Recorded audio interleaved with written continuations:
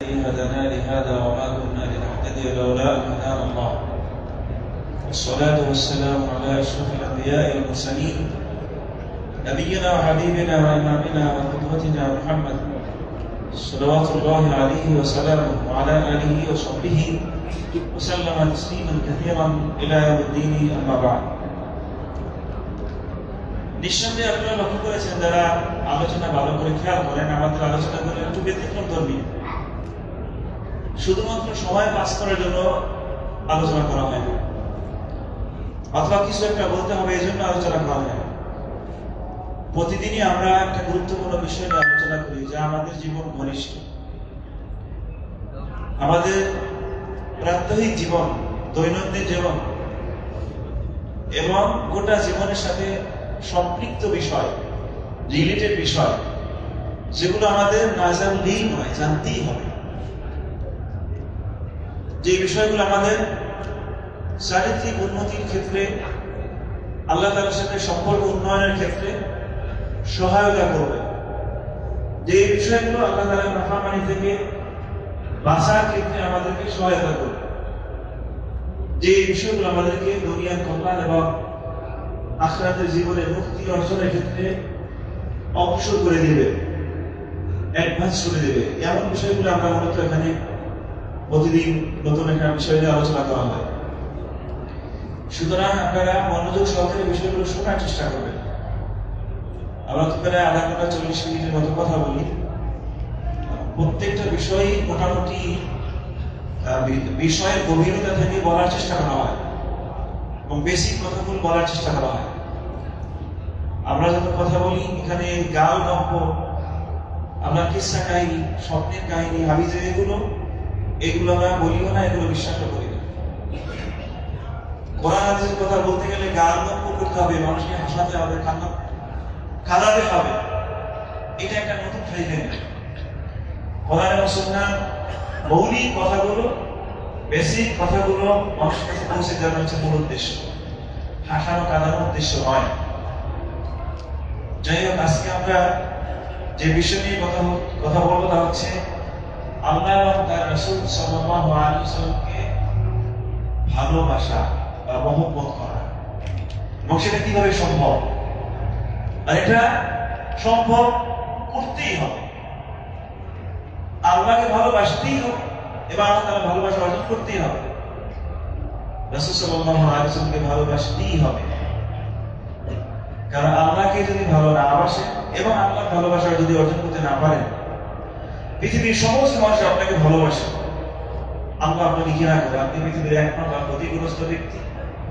এক নম্বর অথর্ব আপনি পৃথিবীর সবচেয়ে হতভাগা এবং হতাশাগ্রস্ত ব্যক্তি কারণ আল্লাহ আপনাকে অপছন্দ করেন পক্ষান্তরে আল্লাহ যদি ভালোবাসেন পৃথিবীর সবচেয়ে সৌভাগ্যবান ব্যক্তি আপনি আপনার কোনো সম্পদ নাই অর্থ নাই ক্ষমতা নাই তেমন কিছুই নাই সাধারণ মানুষ সাধারণ শ্রমিক সামান্য উপার্জন করেন উপার্জন খুব বেশি নাই সমাজে তেমন মর্যাদাও নাই কেউ আপনি কত মূল্যায়ন করে না কিন্তু আল্লাহ আপনাকে ভালোবাসে পৃথিবীর সবচেয়ে সৌভাগ্যবান মানুষ আমাদেরকে এই বিষয়ে বুঝতে আমরা মানুষের সম্মান এবং মর্যাদা কিংবা কে কত সৌভাগ্যবান কে কত সুখী এটা মূল্যায়ন করি কার কত বেশি টাকা আছে কে কত বড় ক্ষমতার অধিকারী কে রাষ্ট্রের গুরুত্বপূর্ণ মন্ত্রণালয় নিয়ে বসে আছে কে শিল্পপতি কে অনেকগুলো গাড়ির মালিক কে অনেকগুলো বাড়ির মালিক কে বিমানে চলাফেরা করে কে বিমান প্রাইভেট বিমান আছে এগুলো নিয়ে মানুষের মূল্যায়ন করি আমরা যে এই লোকটা অনেক সৌভাগ্যবান এই এত টাকার মালিক এই এত বড় ক্ষমতার মালিক কারণ হচ্ছে আসল জায়গাতে আমাদের ঘাটতি থাকার কারণে সৌভাগ্য কিংবা দুর্ভাগ্য তার মূল্যায়ন করার মানদণ্ড আমাদের কাছে নাই এজন্য আমাদেরকে এই বিষয়টি বুঝতে হবে সবার আগে আমি কখন পৃথিবীর সৌভাগ্যবান ব্যক্তি হব আল্লাহ তাআলার ভালোবাসা যদি অর্জন করতে সক্ষম হয় পৃথিবীর সবচেয়ে সৌভাগ্যবান ব্যক্তি হবে আল্লাহ তাআলা যখন কাউকে ভালোবাসেন তার কিছু নিদর্শন রয়েছে আল্লাহ তাআলা যখন কাউকে ভালোবাসেন আসমানের ফেরেশতা ফেরেশতা জিবরিল আলাইহিস সালামকে ডেকে বলেন, ইয়া জিবরিল আনা আহিব্বু ফুলানা ফাহবিবহু, আমি অমুককে ভালোবাসি, সুতরাং তুমি তাকে ভালোবাসো। তখন জিবরিল আলাইহিস সালাম আসমানের অন্য ফেরেশতাদেরকে ডেকে বলেন, আল্লাহ তাআলা অমুককে ভালোবাসেন, আমিও তাকে ভালোবাসি, মানে জিবরিল, সুতরাং তোমরাও, অর্থাৎ অন্য ফেরেশতারা যারা আছে, তোমরাও তাকে ভালোবাসো। তখন আসমানের ফেরেশতারা তাকে ভালোবাসতে শুরু করে দেয়। এরপরে জমিনবাসীর ভিতরে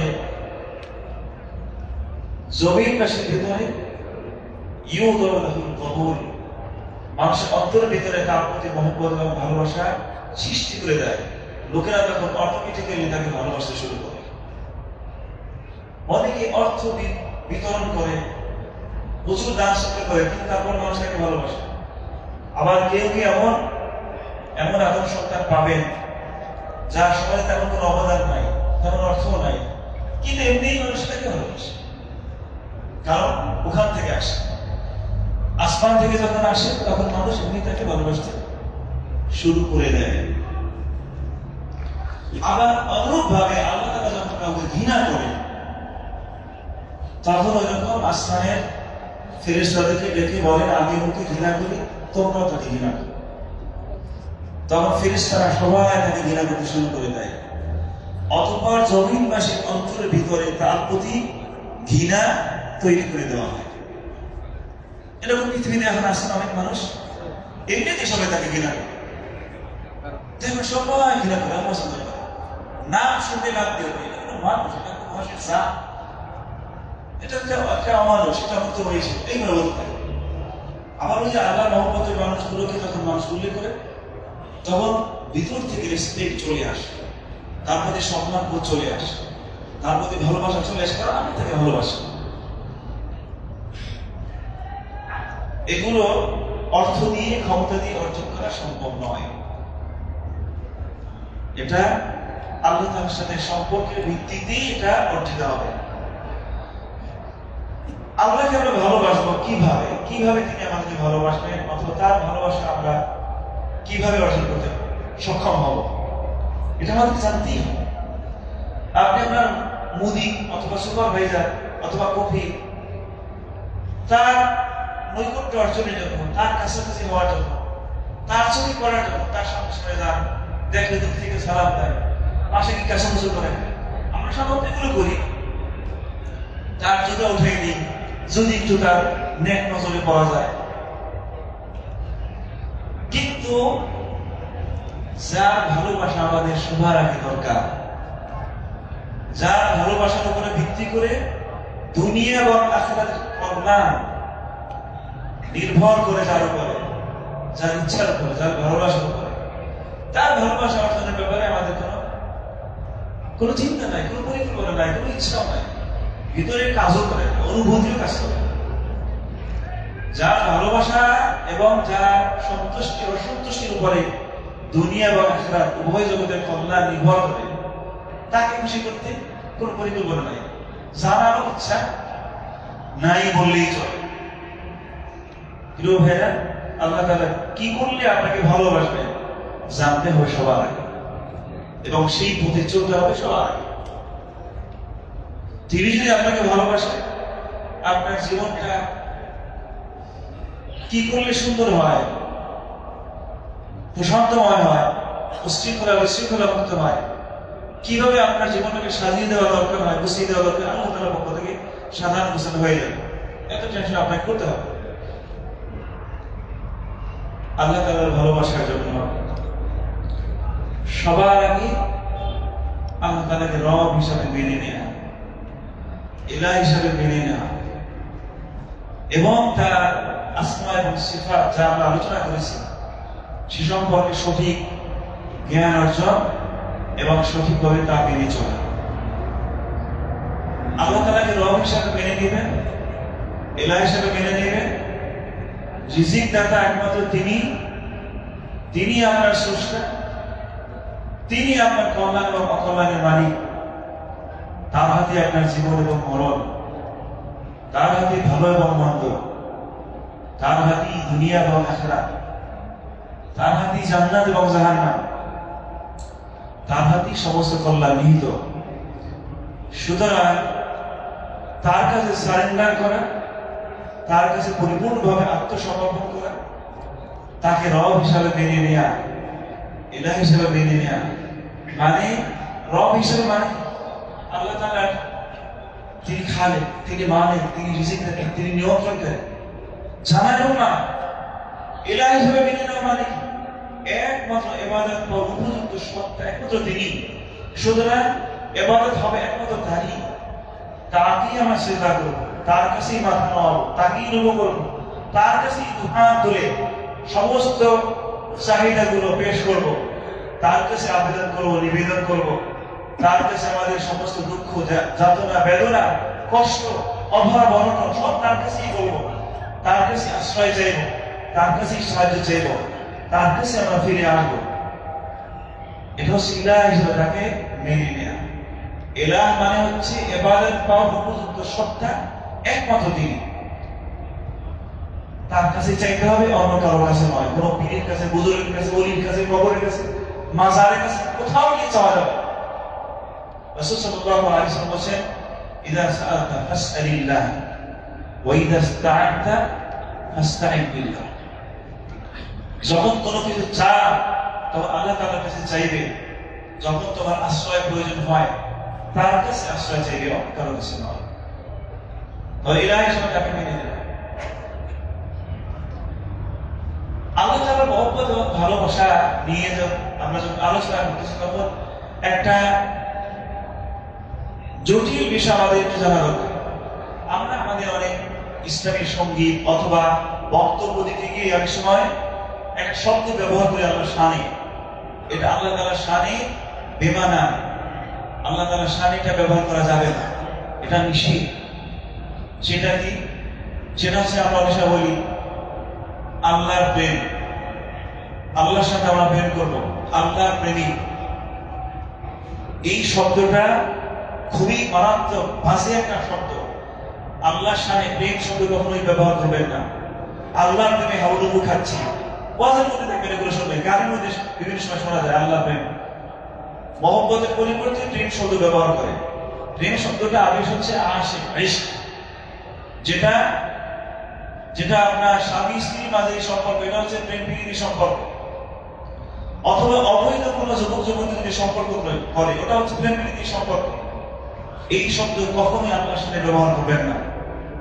আল্লাহর প্রেমে হাবুডুবু খাওয়া, আল্লাহর প্রেমে এই হিসি হওয়া, আল্লাহর সাথে আপনি প্রেম করেন, এই শব্দটা নাউজুবিল্লাহ, কখনোই এই শব্দটা ব্যবহার করবেন না।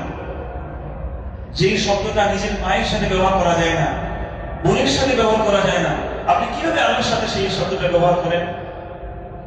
আপনাকে যদি বলা হয় তুমি কি তোমার বোনের সাথে প্রেম করো, সাথে সাথে আপনি একটা থাপ্পড় দিবেন যে বোনের সাথে কেউ প্রেম করে। যদি বলেন তুমি তোমার বোনকে ভালোবাসো, বলবে হ্যাঁ আমি আমার বোনকে ভালোবাসি, মহব্বত করি।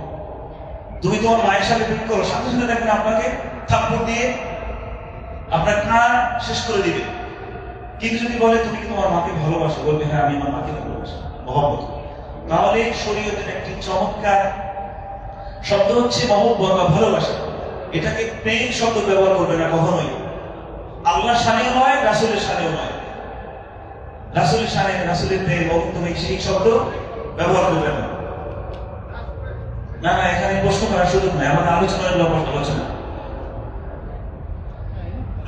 তাহলে আল্লাহর শানে প্রেম কিংবা রাসূলের শানে প্রেম এই শব্দ ব্যবহার করা যাবে না। আল্লাহর সাথে মহব্বত এবং ভালোবাসা, রাসূল সাল্লাল্লাহু আলাইহি ওয়াসাল্লামের সাথে মহব্বত এবং ভালোবাসা।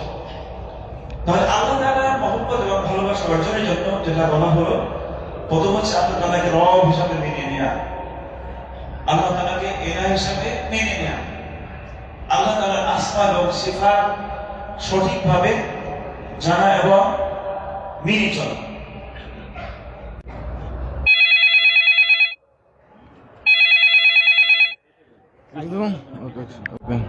কমিতে ফোন ডাইলে জ্বালানো আবার।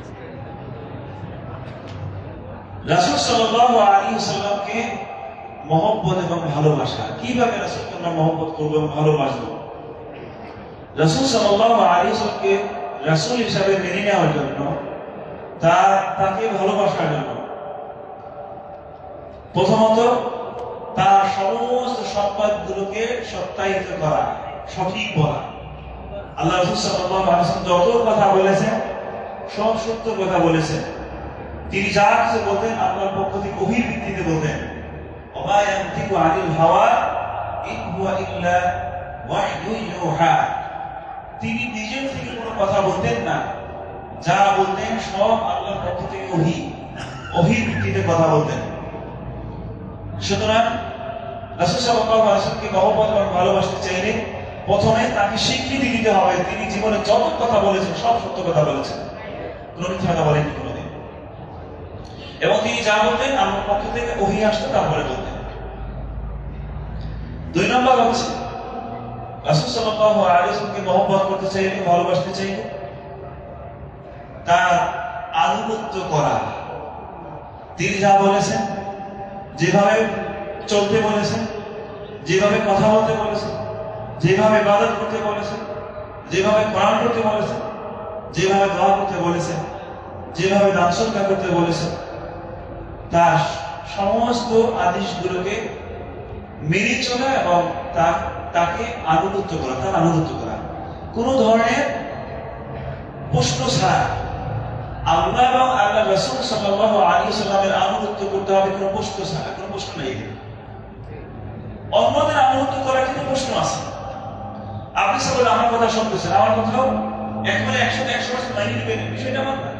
আমি যদি কোরআন হাদিসের কথা বলি, কোরআনের সাথে মিলাবেন, হাদিসের সাথে মিলাবেন, যদি মিলে যায় দ্যাটস ওকে। যদি দেখেন কোথাও কোনো হাদিসের সাথে মিল নাই তাহলে বাদ। কোনো ব্যক্তিকে আনুগত্য করা যাবে না অন্ধের মতো, সে যত বড় হুজুর হোক, যত বড় আলেম হোক না কেন। এমনকি বাইতুল্লাহ ইমামও যদি এমন কোন কথা বলে যা হাদিস বিরোধী বা কোরআনের আয়াতের সাথে সাংঘর্ষিক, মানা যাবে না, বাইতুল্লাহ ইমাম বললো।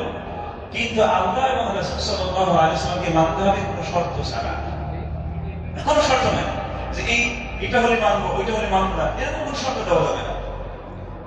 আল্লাহ তাআলা বলেন, ইয়া আইয়ুহাল্লাযীনা আমানু আতিউল্লাহ ওয়া আতিউর রাসূল ওয়া উলিল আমরি মিনকুম ফাইন তানাযাতুম ফি শাইইন ফারুদ্দুহু ইলাল্লাহি ওয়ার রাসূল। হে ঈমানদারগণ, আতিউল্লাহ, তোমরা আল্লাহর আনুগত্য করো, ওয়া আতিউর রাসূল, এবং রাসূলের আনুগত্য করো, কোনো শর্ত নেই, শর্ত ছাড়া।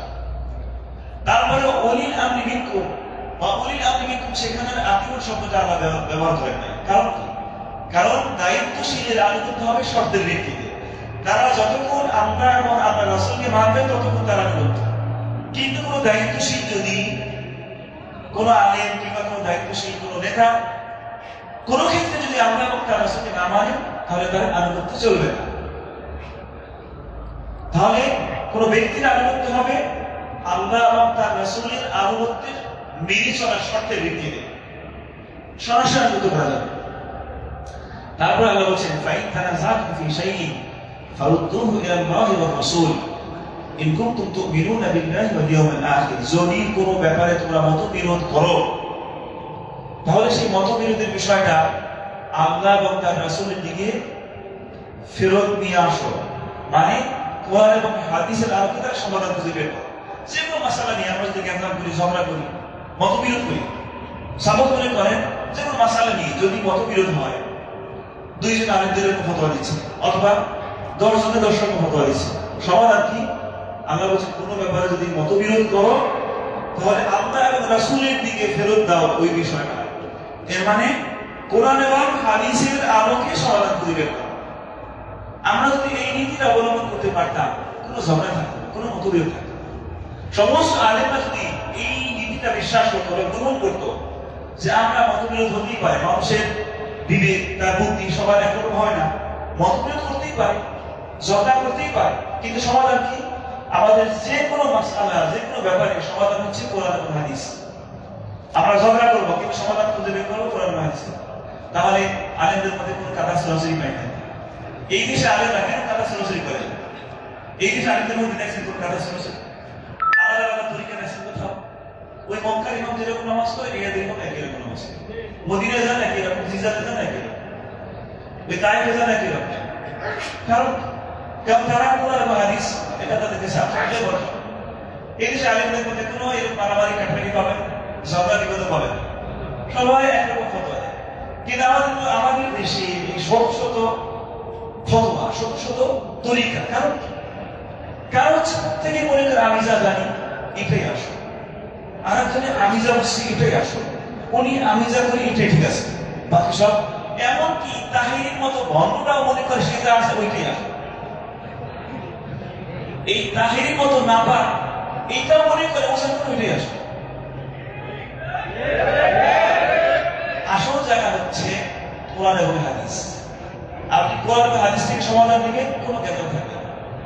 কোরআন এবং হাদিস থেকে সমাধান নেবেন, কোনো সমস্যা নেই। অতএব যে কোনো মাসালা আমরা সমাধান নেব কোরআন এবং হাদিস থেকে। প্রিয় ভাইয়েরা, রাসূল সাল্লাল্লাহু আলাইহি ওয়াসাল্লামকে আনুগত্য করবেন, তাকে ভালোবাসবেন। তাহলে বলছে এক নম্বর, তার সমস্ত কথা বিশ্বাস করতে হবে, স্বীকৃতি দিতে হবে তিনি কখনো মিথ্যা কথা বলেন নাই। দুই নম্বর, তার আনুগত্য করতে হবে নির্দ্বিধায়, শর্ত ছাড়া। রাসূল সাল্লাল্লাহু আলাইহি ওয়াসাল্লামকে মানতে হবে শর্ত ছাড়া, কোনো শর্ত নেই।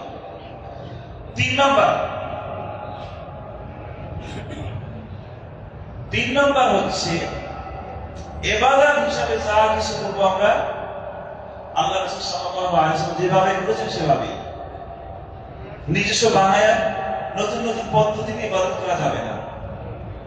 আল্লাহ রাসূল সাল্লাল্লাহু আলাইহি ওয়াসাল্লাম যেভাবে যে ইবাদত করছেন আমরা সেভাবে শিখাই দেব। যেভাবে রুকু করতেন সেভাবে রুকু করবো, যেভাবে সিজদা করতেন সেভাবে সিজদা করবো, যেভাবে দাঁড়াতেন সেভাবে দাঁড়াবো, যেভাবে আযান দিতেন সেভাবে আযান, যেভাবে কোরআন তেলাওয়াত করতেন সেভাবে তেলাওয়াত, যেভাবে দান সদকা সেভাবে দান সদকা। মানে ইবাদতের মধ্যে যা কিছু আছে সমস্ত ইবাদত রাসূল সাল্লাল্লাহু আলাইহি ওয়াসাল্লাম যেভাবে করেছেন সেভাবে করতে হবে, নতুন কোনো পদ্ধতিতে ইবাদত করা যাবে না। আল্লাহ রাসূল সাল্লাল্লাহু আলাইহি ওয়াসাল্লাম আদেশগুলো সব মেনে চলা। 4 নম্বর হচ্ছে কোনো ইবাদত করা যাবে না যা রাসূল সাল্লাল্লাহু আলাইহি ওয়াসাল্লাম করেন নাই। এমন কোন ইবাদত আপনি দুনিয়াতে আবিষ্কার করতে পারবেন না যেটা ইবাদত রাসূল করেন নাই। এরকম কোন ইবাদত খুঁজে পাবেন যেটা ওটা ইবাদত রাসূল করেন নাই। রাসূল সাল্লাল্লাহু আলাইহি ওয়াসাল্লাম যেটা করেন নাই সেটা কোনোদিন ইবাদত হবে? এটা বুঝতে হবে আমাদের। আমরা যত বেদাতি কাজগুলো করি আমরা মনে করি কি ভালোই করি, কে আপনাকে বলে এটা ভালো? যেটা ইবাদত হিসাবে রাসূল সাল্লাল্লাহু আলাইহি ওয়াসাল্লাম সাব্যস্ত করেন নাই, তিনি অনুমোদন দেন নাই, অনুমতি দেন নাই, সেটা আপনি কিভাবে ভালো মনে করেন? কোনো ইবাদত করা যাবে না রাসূল সাল্লাল্লাহু আলাইহি ওয়াসাল্লামের পারমিশন ছাড়া। তিনি যেটাকে ইবাদত হিসেবে সাব্যস্ত করেছেন সেটাই ইবাদত, তিনি যেটাকে ইবাদত হিসেবে সাব্যস্ত করেন নাই সেটা ইবাদত নয়, সেটা হচ্ছে বেদাত। আমরা অনেক সময় বেদাতের কথা বললে আমাদের একটু চুলকানি বেড়ে যায়, অনেকের ভিতরে চুলকানি চলে আসে, সবই খালি বেদাত, সবই বেদাত, ইবাদত কোনটা? এত বেদাত, এটা বেদাত, ওইটা বেদাত, তাহলে করবোটা কি? তাই না? এরকম কথা শুনি না? এই দেশে মানুষ ইবাদত করে না। এই রমজান মাস এই তো আর 2 দিন পরে কেমন শুরু হবে, তারাবি পড়বে, শেষে নামাজ পড়বে, 3 ঘন্টা 4 ঘন্টা ইবাদত করে না। তারপরে কে বললো যে ইবাদত খুঁজে পান না? মানে বেদাতের প্রতি মহব্বত এত মারাত্মক ভাবে আমাদের ভিতরে ঢুকে গেছে, বেদাতের ব্যাপারে সতর্ক করলেই শয়তানি ওয়াসওয়াসা, এটা বেদাত, এটা বেদাত, তাহলে করবোটা কি? মানে কি ইবাদতের অভাব যে তোমার নতুন করে ইবাদত আমদানি করতে হবে, আবিষ্কার করতে হবে? সহিহ মুসলিমের হাদিস, রাসূল সাল্লাল্লাহু আলাইহি ওয়াসাল্লাম বলেছেন, মান আমিলা আমালান লাইসা আলাইহি আমরুনা ফাহুয়া রাদ্দুন। যে ব্যক্তি এমন কোন আমল করলো যেটা আমি করি নাই, আমাদের দ্বীনের মধ্যে নাই, ফাহুয়া রাদ্দুন, সেটা প্রত্যাখ্যাত, মানে আল্লাহ তাআলা কবুল করবেন না, তার দিকে নিক্ষেপ করে দিবেন। আপনি যদি এমন কোন ইবাদত করেন যেটা রাসূল সাল্লাল্লাহু আলাইহি ওয়াসাল্লাম করেন নাই, অনুমতি দেন নাই, অনুমোদন করেন নাই, সেটা আল্লাহ কবুল তো করবেনই না, বরং আল্লাহ তাআলা আপনার দিকে নিক্ষেপ করে দিবেন। এটা তুমি কি করতেছো? কোরআন এবং হাদিস বাদ দিয়ে রাসূলের আনুগত্য বাদ দিয়ে তুমি কি করবে? নিক্ষেপ করবে আপনার উপর। তাহলে কি না এমন ইবাদত করে যায় আল্লাহ কবুল তো করবে না, ওটা নিক্ষেপ করবে। তাহলে রাসূল সাল্লাল্লাহু আলাইহি ওয়াসাল্লামকে আপনি যদি মহব্বত করতে চান, তাহলে এই চারটা জিনিস আপনার ভিতরে থাকতে হবে। তার সমস্ত তথ্যগুলো সত্যায়ন করা, তার আনুগত্য করা, তার আদেশগুলো মেনে চলা, নিষেধাজ্ঞা থেকে দূরে থাকা, আর 4 নম্বর হচ্ছে ইবাদত হিসাবে যা রাসূল করেন নাই সেটা না করা। এই 4টা পয়েন্ট যদি আপনার ভিতরে না থাকে, তাহলে আপনি রাসূলকে মানেন না, রাসূলকে মহব্বত করেন। আল্লাহ তাআলা বলেন, কুল, তুমি বলে দাও, ইন কুনতুম তুহিব্বুনাল্লাহ, যদি তোমরা আল্লাহকে ভালোবাসতে চাও অথবা আল্লাহর ভালোবাসা পেতে চাও। এই যে আমরা মহব্বতের কথা নিয়ে আসছি, এখানে দেখেন আল্লাহ সরাসরি বলছেন, যদি তোমরা আল্লাহর ভালোবাসা পেতে চাও তাহলে কি করো? ফাত্তাবিউনি, আমার আনুগত্য করো, মানে রাসূলের আনুগত্য করো। রাসূল সাল্লাল্লাহু আলাইহি ওয়াসাল্লামের আনুগত্য যদি করেন, ইউহিব্বুকুমুল্লাহ, আল্লাহ তোমাদেরকে ভালোবাসবেন। ওয়া ইয়াগফির লাকুম যুনুবাকুম, আল্লাহ তোমাদেরকে ক্ষমা করে দিবেন। আল্লাহু গফুরুর রহিম, আল্লাহ তাআলা হচ্ছেন ক্ষমাশীল এবং দয়াবান। তাহলে দেখেন এই আয়াতে কারিমার ভিতরে আল্লাহর ভালোবাসা পাওয়ার জন্য এবং আল্লাহর ক্ষমা পাওয়ার জন্য আল্লাহ তাআলা একটা শর্ত করে দিয়েছে। সেই শর্তটা কি? রাসূল সাল্লাল্লাহু আলাইহি ওয়াসাল্লাম আনুগত্য করা। যত বেদাতীরা যত বেদাত করে তারা এই ক্ষেত্রে ব্যর্থ, তারা রাসূলের আনুগত্য করে না। আল্লাহর ভালোবাসা এবং আল্লাহর ক্ষমা যদি পাইতে চান, তাহলে শর্ত হচ্ছে ফাত্তাবিউনি, আল্লাহ রাসূল সাল্লাল্লাহু আলাইহি ওয়াসাল্লাম আনুগত্য করা। তাহলে প্রিয় ভাইরা, আমরা আল্লাহর ভালোবাসা পেতে চাই, রাসূল সাল্লাল্লাহু আলাইহি ওয়াসাল্লাম ভালোবাসা পেতে চাই, আল্লাহকে ভালোবাসতে চাই, রাসূল সাল্লাল্লাহু আলাইহি ওয়াসাল্লামকে ভালোবাসতে চাই, কিন্তু আমরা পদ্ধতি বুঝি না। যা করি শিরক করে লোকেরা আল্লাহর ভালোবাসা পেতে চায়, মনে করে এটার মধ্যে আল্লাহকে পাওয়া যাবে। করে সে আল্লাহ তাআলার কাছে সবচেয়ে প্রিয়, আর মনে করে আল্লাহকে এটা করে পাওয়া যাবে। করে কুফরি, করে বেদাত, অথচ মনে করে এগুলো দিয়ে আল্লাহর নিকট অর্জন করবে। কিভাবে সম্ভব? শিরক কুফরি করবে আর আল্লাহর ভালোবাসা অর্জন করবে, এটা কিভাবে সম্ভব? আল্লাহ তাআলার ভালোবাসা এভাবে অর্জন করা সম্ভব। ইয়া আইয়ুহাল্লাযীনা আমানু মান ইয়ারতাদ্দা মিনকুম আন দীনিহি ফাসাওফা ইয়াতিল্লাহু বিকওমিন ইউহিব্বুহুম ওয়া ইউহিব্বুনাহু আযিল্লাতিন আলাল মুমিনিনা আ'ইজ্জাতিন আলাল কাফিরিন ইউজাহিদুনা ফী সাবিলিল্লাহ ওয়া লা ইয়াখাফুনা লাওমাতা লাইম যালিকা ফাদলুল্লাহি ইউতিহি মান ইয়াশা আল্লাহু ওয়াসিউন আলিম। এই আয়াতে কারিমার ভিতরে আল্লাহ বলেছেন, হে ঈমানদারগণ, মান ইয়ারতাদ্দা মিনকুম আন দীনিহি, তোমাদের মধ্যে কেউ যদি মুরতাদ হয়ে যায়, দিন ছেড়ে দেয়, ফাসাওফা ইয়াতিল্লাহু বিকওম, তাহলে আল্লাহ তাআলা অন্য একটা জাতি নিয়ে আসবেন। ইউহিব্বুহুম ওয়া ইউহিব্বুনা, যাদেরকে আল্লাহ ভালোবাসবেন এবং আল্লাহ তারাও তাকে ভালোবাসবেন। যাদেরকে আল্লাহ তাআলা ভালোবাসবেন এবং তারা আল্লাহ তাআলাকে ভালোবাসবেন। আযিল্লাতিন আলাল মুমিনিনা আ'ইজ্জাতিন আলাল কাফিরিন, এবং এরা ঈমানদারদের ব্যাপারে হবে বিনয়ী, নম্র, ঈমানদারদের সাথে সবসময় বিনয়ের সাথে কথা বলবে। কিন্তু আ'ইজ্জাতিন আলাল কাফিরিন, কাফিরদের ব্যাপারে হবে শক্ত। কাফিরদের ব্যাপারে কোনো অহংকার নেই।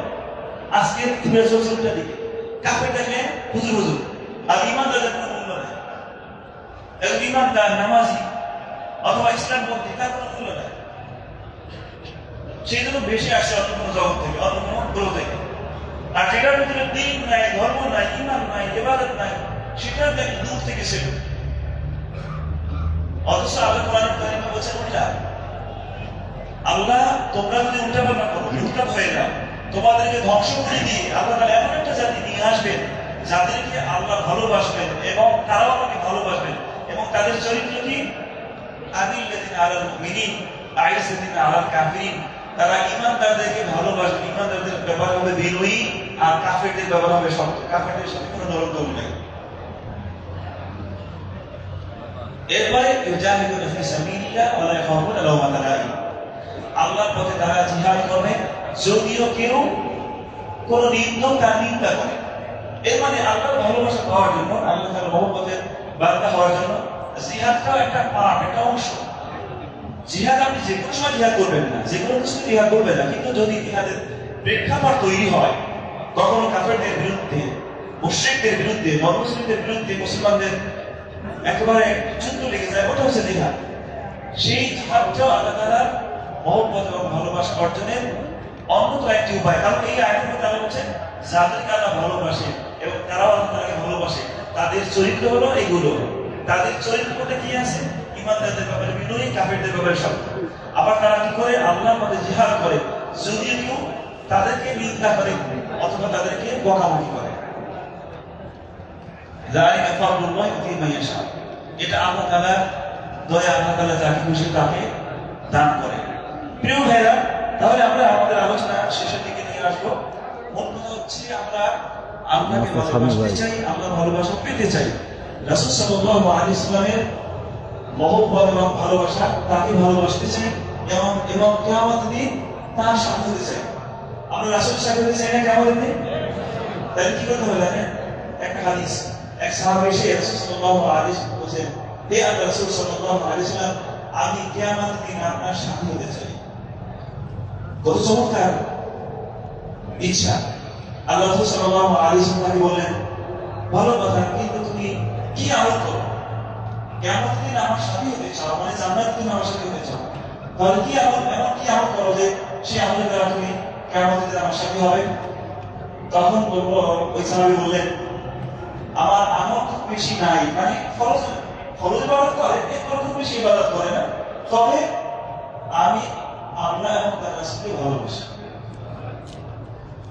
তখন রাসূল সাল্লাল্লাহু আলাইহি ওয়াসাল্লাম তাকে বললেন, তাকে সুসংবাদ দিলেন, আনতা মা'a মান আহবাবতা, তুমি যাকে ভালোবাসো কিয়ামতের দিন তার সাথে হবে।